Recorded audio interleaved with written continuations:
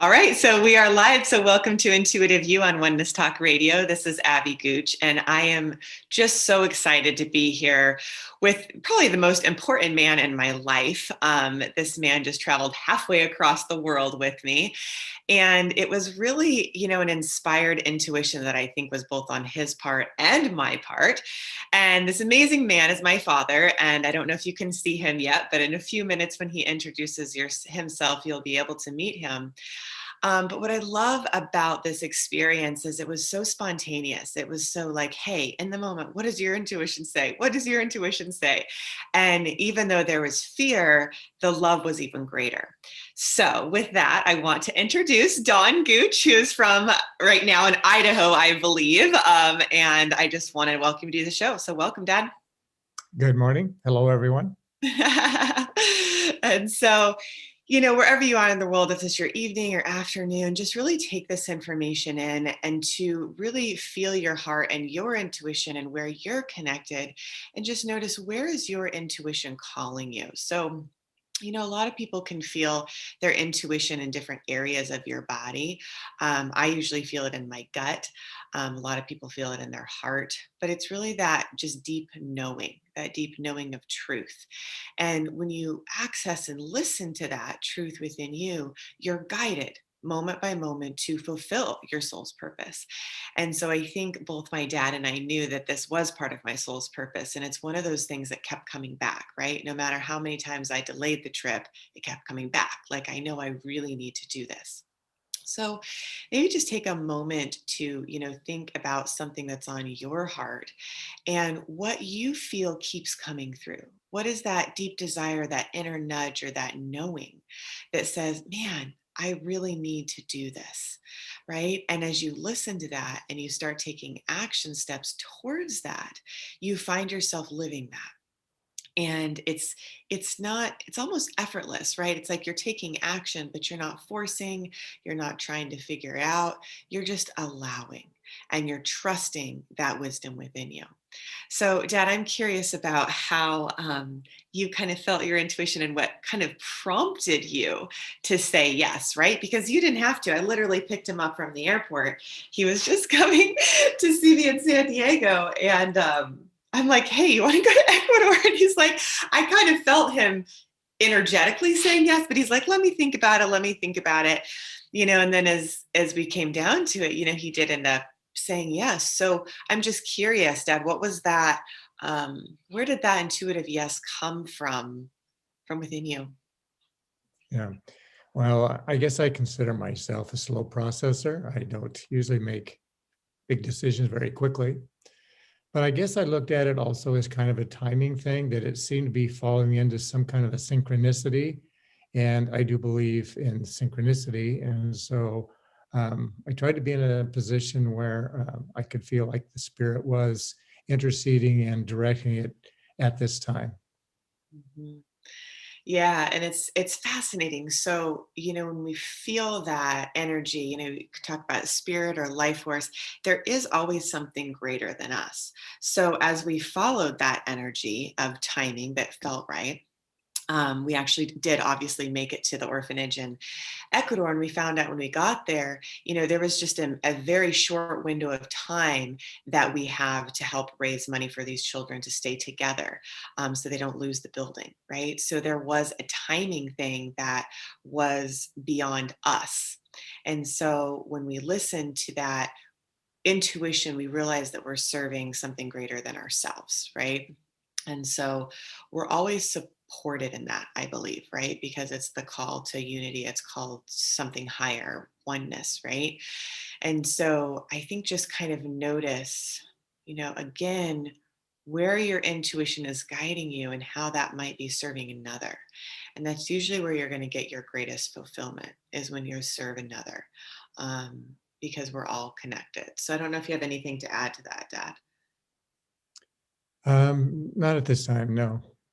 I will let everyone know that I really was not very familiar with the project, the orphanage in Ecuador. So I basically went down there with not a lot of pre-knowledge as far as what the needs were or how important the timing was. Mm-hmm. Mm-hmm. Yeah. But what I think is fascinating is intellectually you didn't know that, but a part of you knew, right? Like I believe your intuition knew and then the facts kind of followed. And so, a lot of times too, like I know for me, I'll get like stomach aches or like gut aches if I'm like kind of off path, right? Like kind of like, hey, stop going down that road. Go down this one. What feels right? What feels light, right? And then you're going to find and feel this place of alignment. And that alignment feels like clarity, it feels like truth, it feels like knowingness. Um, and then it's almost like each step is provided. So there's an affirmation I often use is, take the next step where love has paved the way before you, meaning your intuition is going to say, hey, go here. This feels right. Right. And then from that place, it's like the steps underneath you are already supported, right?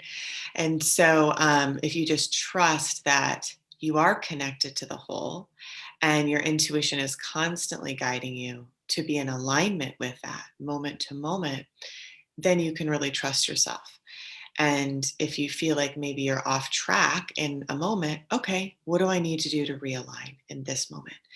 And, that connection, it'll feel, I can even do it now. It'll feel like, if you imagine just golden light beaming through the top of your head, down through your heart to your core, it's almost like you're on soul spotlight, right? Like you're in alignment with the light, the higher part of you moving through your body as you. And again, it feels really good. So if you have fears that are coming up in your mind or getting images or kind of clouding your vision, those are just that, right? They're fears. But that light of pure alignment will feel good in your body. You'll know that it's the right decision. And I often call it intuitive resonance in my courses, where it's like your body, like I said, knows, right? It's like if you were to listen to some music and like a little key felt off, you'd be like, oh, that's not quite right, But when it's in harmony, there's resonance. So if you allow that energy of that light to flow through your body and you feel that resonance and that harmony, then you know you are in alignment with your soul's path, right? And like I said, if you ever feel like something's off, well, then just how do you move back in? So I don't know, Dad, is there any stories or experiences you'd like to share of moving in alignment with your intuition, or maybe even feeling off and then getting back on? How you did that?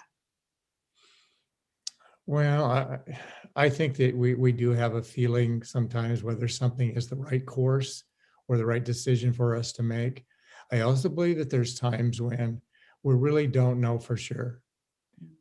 It's kind of like we do walk in faith, and sometimes we make a decision and we really don't know for sure if it's the right decision or not, because the clarity of that decision or the rightness of that decision is something that will become more evident later on. So it's kind of a matter of going by faith and by feeling, and trying to be open to what presents itself at the time. And then if the door opens, you move through it. Yeah.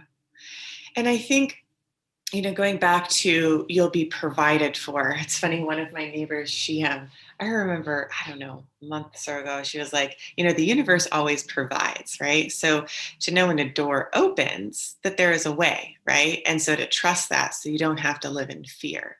And you can just trust that, you are provided for. Um, I think that's a great word, faith. There's one of the courses I taught, I remember I talk about something about, faith instead of fear, right? So when your fears come up, how do you move into faith? Because you're living on purpose, right? And so one of the honestly easiest ways to make money is to have a really strong purpose and to have love driving that, because that really is the greatest power, right? So when you really believe in something and you have a strong faith about it, and your heart's behind it, that energy of love can carry you. right?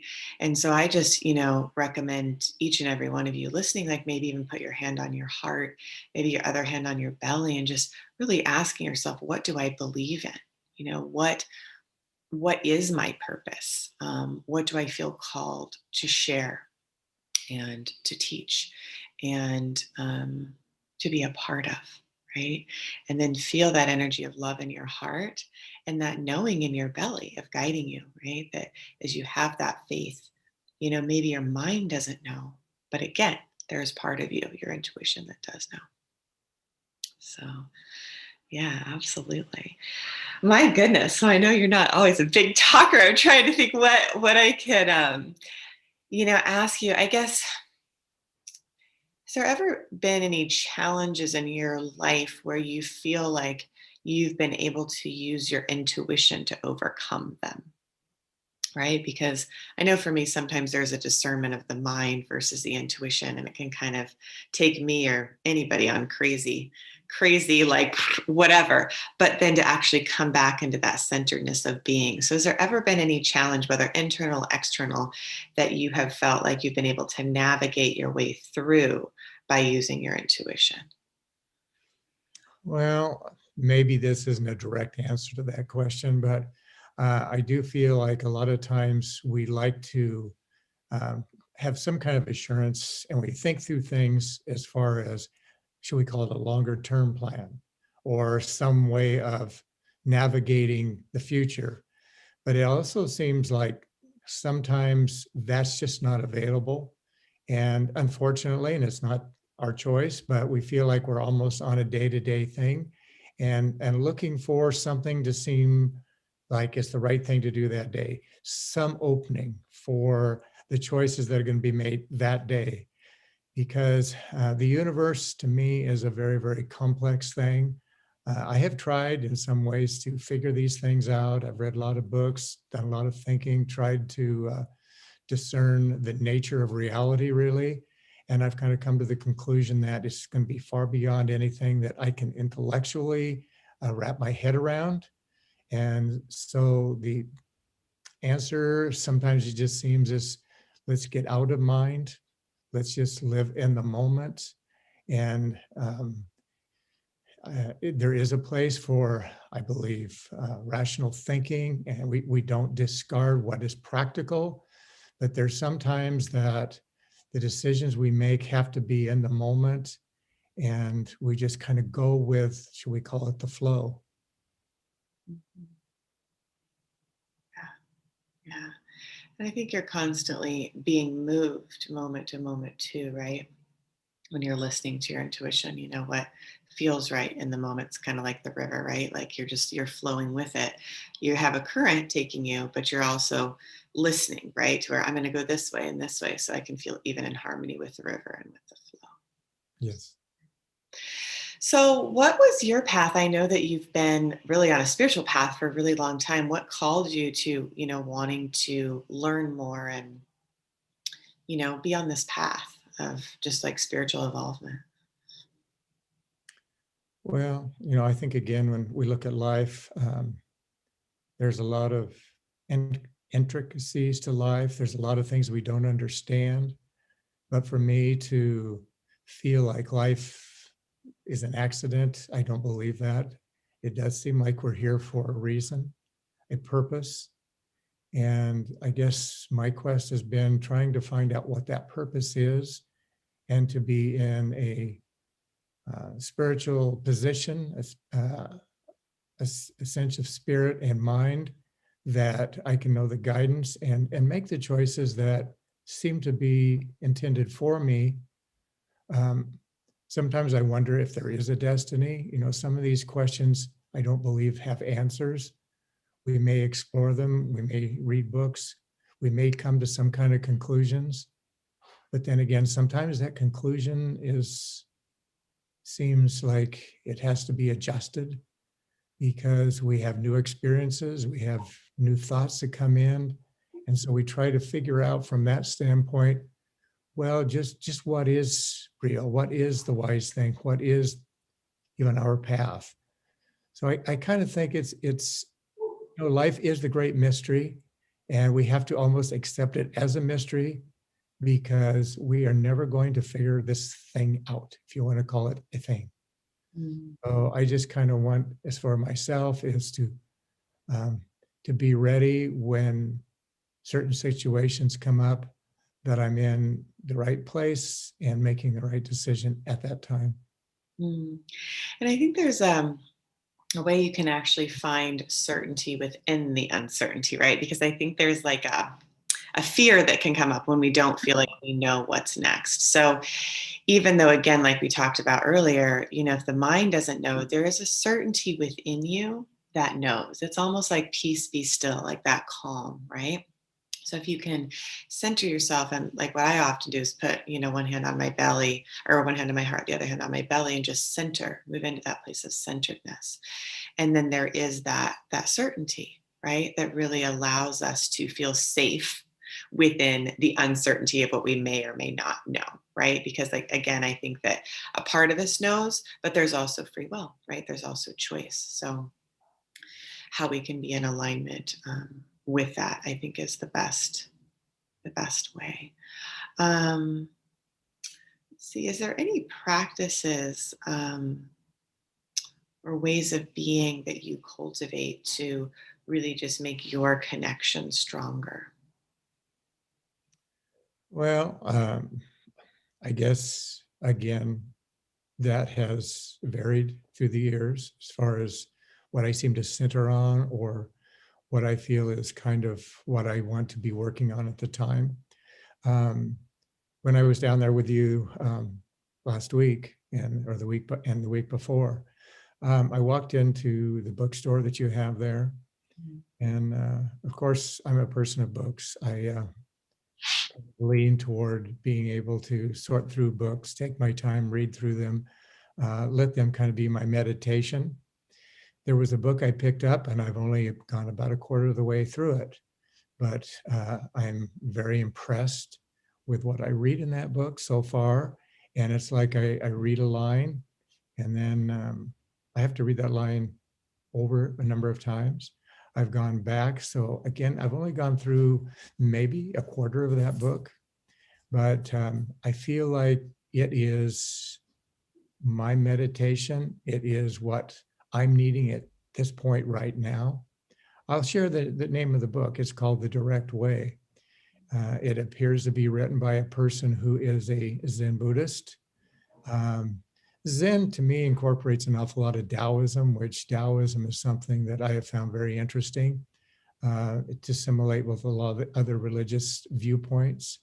Um, this gentleman is basically talking about, he uses the word awareness. Awareness being synonymous with whatever you would rather use that term, such as consciousness or the universe, source. I mean, he says, you can, basically use any kind of a word that you want. It doesn't matter what it is. He uses the word awareness because what he's basically trying to say, again, I've only read through a quarter of the book, so maybe I shouldn't be commenting to such an extent on it, but I believe that it is pretty much going to be what the book just delves into further and tries to make more clear.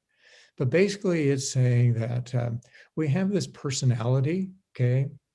Um, and it is something that we are to an extent born with, but is also something that is acquired by us and is something that we use to identify ourselves with. And we can become very much limited to this personality that we have acquired from our own choices, our society, our parents, and whatever. So, what he's basically saying is that there is something beyond this limited personality that we are so attached to. And he calls that awareness, that there is something that we can look at that is far greater than this personality. I believe that he stated that our personality is something that is not only changing, but will perhaps end. It's not like something eternal. I'm not going to debate whether I agree with him or not agree with him on that. I believe that is part of the point that he is making in at least the first chapters. But what he is also stating is that this something greater, which again, he uses the term awareness, is something that is forever. It was here before we came into existence, and it will be here when we are no longer here.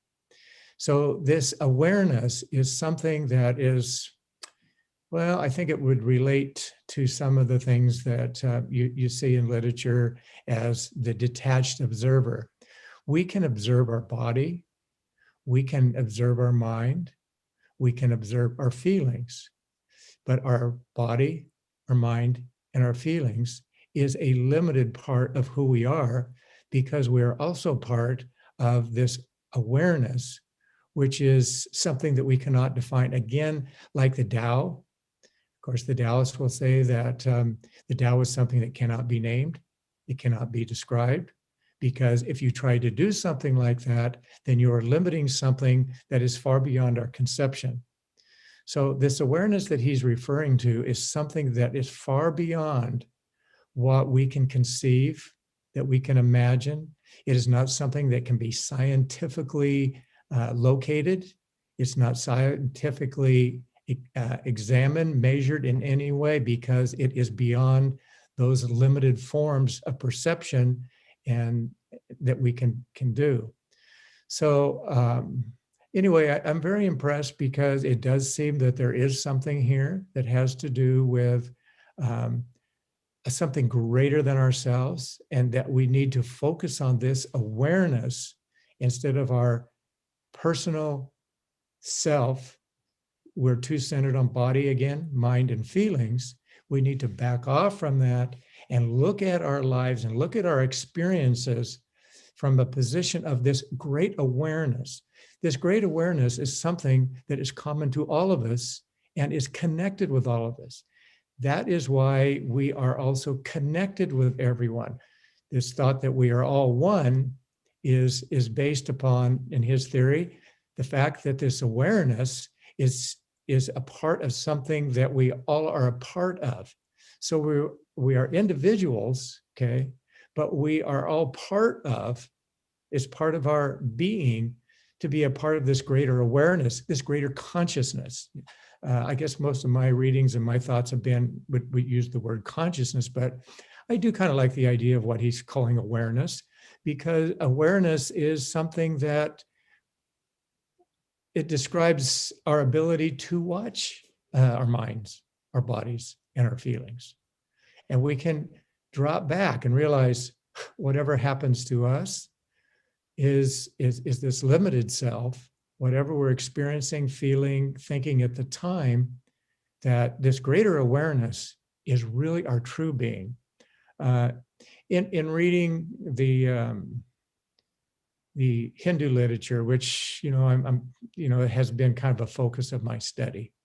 The Upanishads are something that I've enjoyed studying through the years to a fairly large extent. Not saying that I totally understand it, but one of the precepts that is so common throughout all the Upanishads, and again, there's many Upanishads, and they're written by different people at different times, and their viewpoints are basically in line, but basically also somewhat different.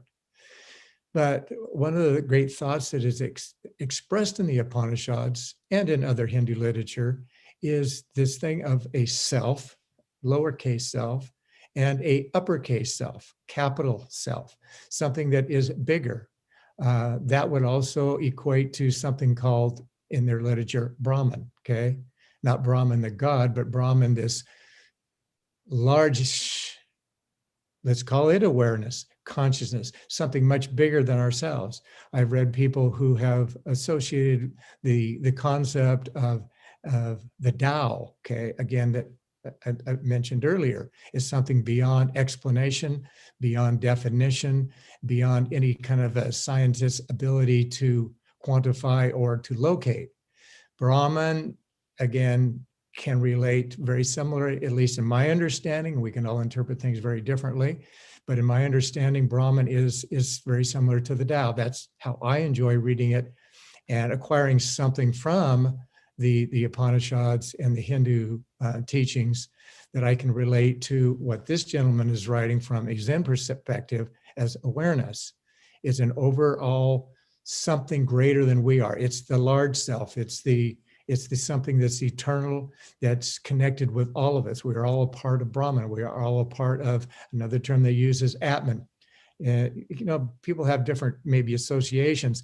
I consider maybe the Atman that's referred to as that part of Brahman that is maybe particular to us, but it is all part of this greater thing of Brahman, of Tao.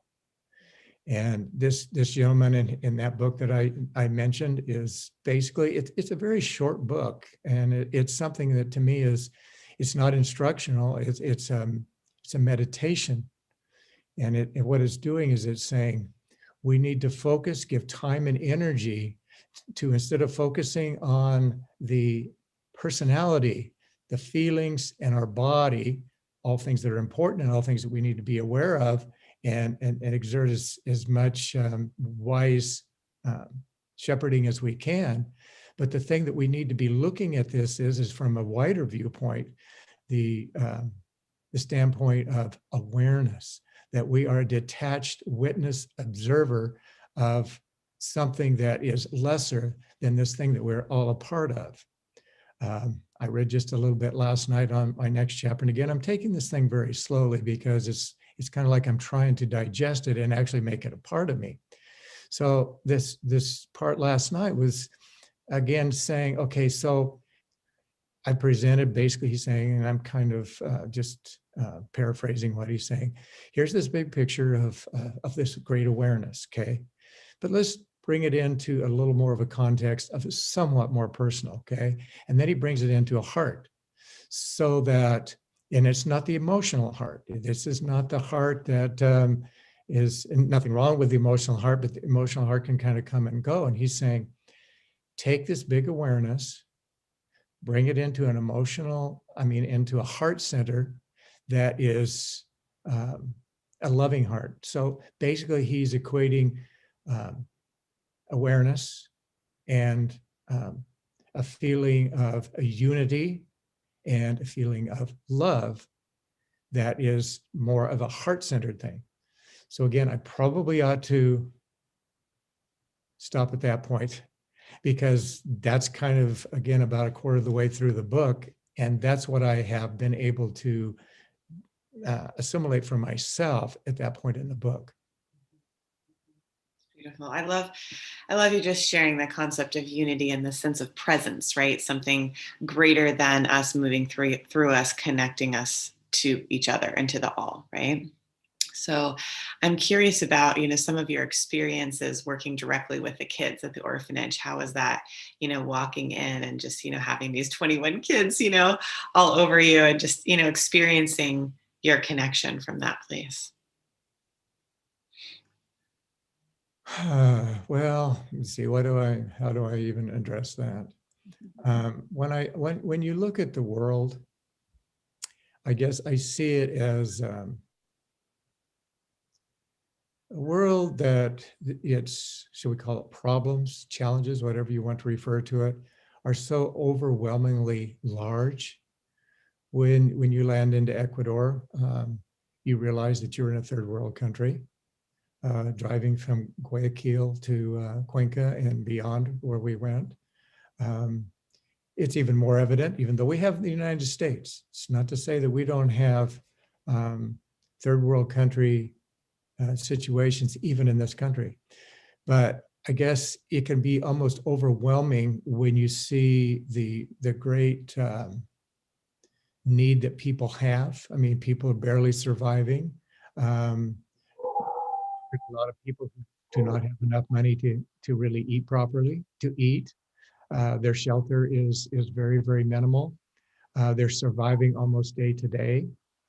So, here we land into this situation with these 21 kids in the orphanage in Azugas. And it's quite evident that they are living in a very precarious situation. Um, we got a nice tour through the different rooms in the facility, and the children were, of course, with us. So we got to feel um, their, well, shall we call it, need, and their inability to provide for themselves. So this orphanage being the best thing that they can experience. The orphanage itself, I guess I'll go into that. I took pictures of the different rooms and stuff. It's a very, I think the word modest understates it. It is barely a livable situation there. They did seem to have adequate plumbing and wiring. I was able to plug in and charge my phone and charge the computer.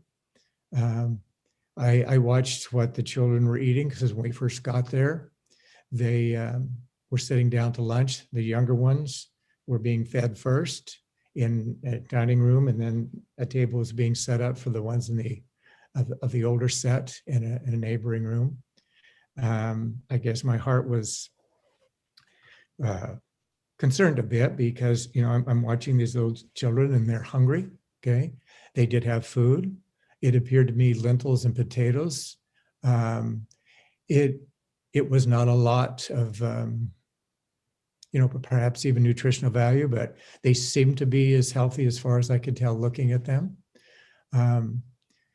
But as we were later to find out, the facility that they are in, again, is kind of on the edge of town, a town of, I looked it up afterwards. It didn't appear to be this big, but it said it was 40,000 people and that the greater area had 80,000.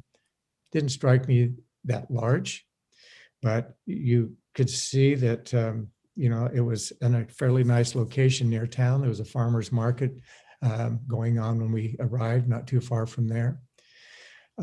So perhaps they can get, you know, food from that. And, you know, food is relatively inexpensive there in Ecuador, especially at farmers markets and that sort of venues. The building itself, we were to find out later because Abby and I were part of, shall we call it a board meeting at that facility. The young woman, I would guess her in her 30s, has a, I kind of marvel at her ability to handle the situation. I mean, you're looking at kids, I don't know, what were they, 4 to 5 years old to 17, 18, some kind of a range like that. And they're kids, you know. The younger ones are kind of, you know, they want to hug you and they're all over you. They're climbing up trees. One of them looked like it was up a tree far enough that I was kind of like, I wonder if I need to get under this little guy because he could fall out of the tree. But this young woman is so very dedicated. My admiration went out to her. My heart went out to her in what she is doing. It's quite obvious that she is giving her life for these kids, these 21 kids.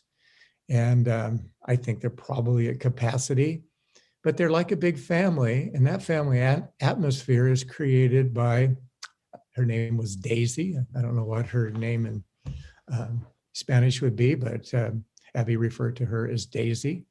And her ability to create the atmosphere that was very prevalent in that setting, in that group of people, was palpable. Okay. I mean, it was something that I admired and that I have great respect for what she has been able to do there. So, kind of sidelined there a little bit. Daisy, Abby had called Daisy, I believe, you know, fairly spontaneously, either that morning or the night before, because our plans were a little bit flexible and we didn't know exactly what our schedule was. Daisy was able to put together a meeting with the person who owns the property. And again, I'm not totally familiar with exactly the setup of this, their funding. I'm just not quite sure. But Daisy brought in at a very appropriate time. We were able to tour and to be with the kids for a certain period of time. And then I was not aware of all the arrangements. In came this gentleman who's probably somewhere in his 50s, I would guess, perhaps late 50s, and his son-in-law to be the interpreter for Abby in her class that she was going to be teaching these children. So the son-in-law had spent, I believe, 10 or 12 years in the United States, so his English was quite good. And he was able to, communicate with the children and translate in a way that they seemed to be following it and enjoying what was being taught. At the end of or maybe I guess it was in between, there was kind of like should we call it a board meeting? I don't think it was necessarily intended for that, but with Daisy, the gentleman who owns the property, and the interpreter, and I don't just remember his name, but he did a very good job. But again, he had the English and was able to communicate between our English and their Spanish. We learned then that this building that these children were in is, shall we call it, condemned. They have 2 months to make a certain amount of improvements. Through the translator, I was curious, well, just what is the nature of the improvements that need to be made in order for them to be able to stay in there for a little bit longer.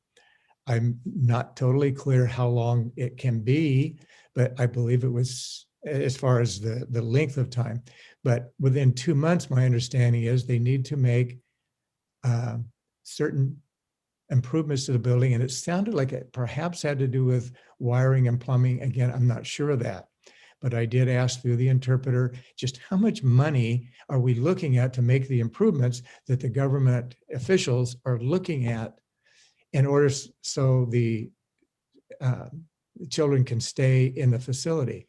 And that was $3,000.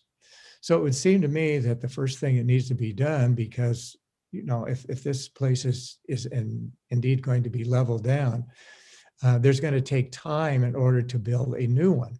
So the owner of this facility, I understood, was going to be putting a sign on the property fairly soon.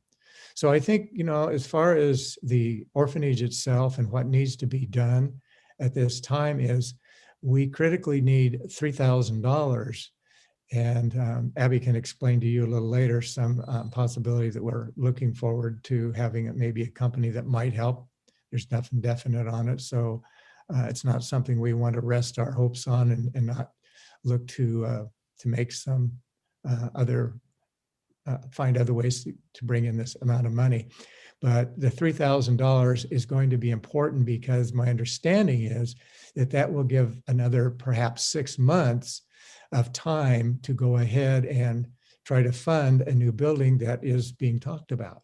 There is really no place to build on. I had heard something mentioned before I got there that the idea was hopefully to be able to build on to the existing facility there. I saw, and I looked around, I looked at different places. I see no place to build on. This is something that, I don't know if it's possible to put even more money into it and make this something that's viable for a long-term period. I don't want to totally negate the idea of being able to have it used as a long-term facility. But again, it would probably need considerable amount of input of money. The idea of tearing it down and building another one, I did ask them because I told them I'm not familiar with your building timeframes here. But the gentleman who, again, owns the property said to build the facility that they're having in mind would take a year. So my question is then, of course, so what happens to these children during this period of time that if the building is taken down and a new one is being constructed, what happens to these children who are like a family? They I can see the interaction, and the older ones are helping the younger ones. We're looking at something that is what is going to happen in the meantime? What is going to happen to these children? Are they going to be put into foster homes? Which that was kind of what I was led to believe during the period. That is not something that is ideal because, again, it appears to be that they are a family. So you're just asking for my impressions of the what I saw there and what the needs I see are, and just the overall impression of what is and what needs to be done. That would be what I would take away from the orphanage. Mhm. Yeah. Yeah. And if you'd like to donate, you can go to oneheartglobal.co and then you can click on the donate button, and just, do whatever your heart feels moved to do. We're working with a company called Goya, which is the biggest like food company in southern South America. And there's still some, I think they sell in North America as well, but it's primarily down there. So we are we've been in contact with them. So we're hoping that works. But like my dad said, in the meantime, we want to be able to get them as much funds as possible. And anything, extra would just be to build the new facility anyways. So it's definitely going to be contributing to the well-being of them. So yeah, again, that's oneheartglobal.co. And then you can click on the donate button. What was your experience of just emotionally connecting with these kids? Knowing that it's funny because I noticed how a lot of the little boys would go kind of follow him because you could just feel that they really, wanted to feel that father figure. But what was your experience, Dad, of just emotionally connecting with the kids? Mhm. Well, yes, you realize that these children do not have the normal uh, family situation of a father and a mother and a small family grouping. So yes, they're going to feel drawn towards someone who is, in my sense, a male person, because they probably don't see that very much. But of course, yes, I was drawn to just the need that was there and a desire to help in whatever way that I can. Yeah, it was really sweet. You can see some of the pictures on the website. It was just really adorable to watch. So Um, and yeah, if you want to help build out the project too, when you get to that point, you can always email us. So, and my direct email is Abby, ABBY at lifeforceconnection.com if you want to touch base. And Dad, I usually just promote people and their businesses on this show, but I don't know that you even have a business going right now. I mean, you're pretty much retired, but is there anything you want to add or have people reach out to you or anything you'd like to share with people? Yeah. Well, if Abby does have a nonprofit, I also have a nonprofit that is a 501c3. And if people are needing some special, write-off possibilities with that, they can also use my 501(c)(3).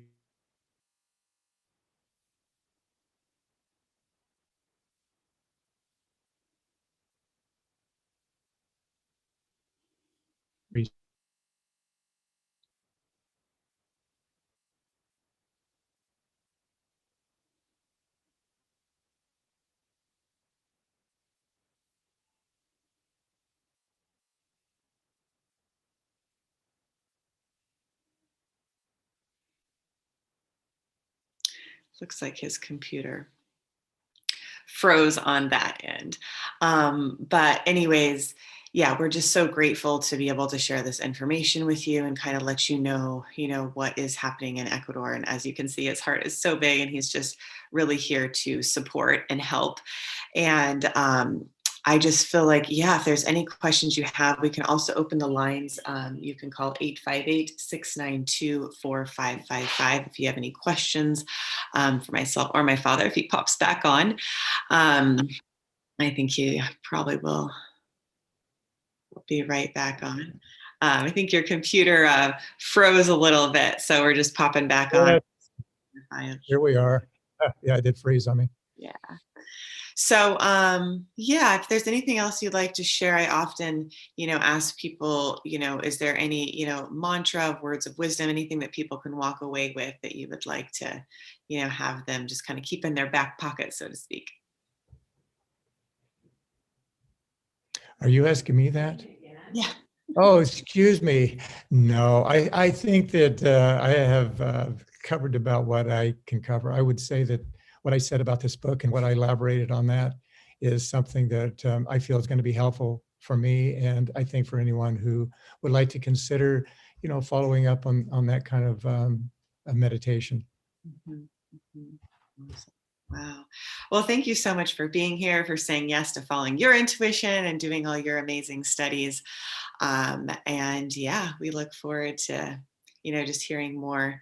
Anything else? I mean, is there any other way you want people to reach out to contact you at all? Do you have an email or way that people? No, that's fine. I mean, if somebody wanted to contact me, they can find me through you. All right, that sounds good. Well, thank you so much, Dad. Love you. And have a blessed day, everybody. And may you just allow your intuition to guide you to that next step where you're feeling like you're being called to serve something even greater than yourself and in turn contributing to the whole. So, namaste, and we'll see you next time. Bye.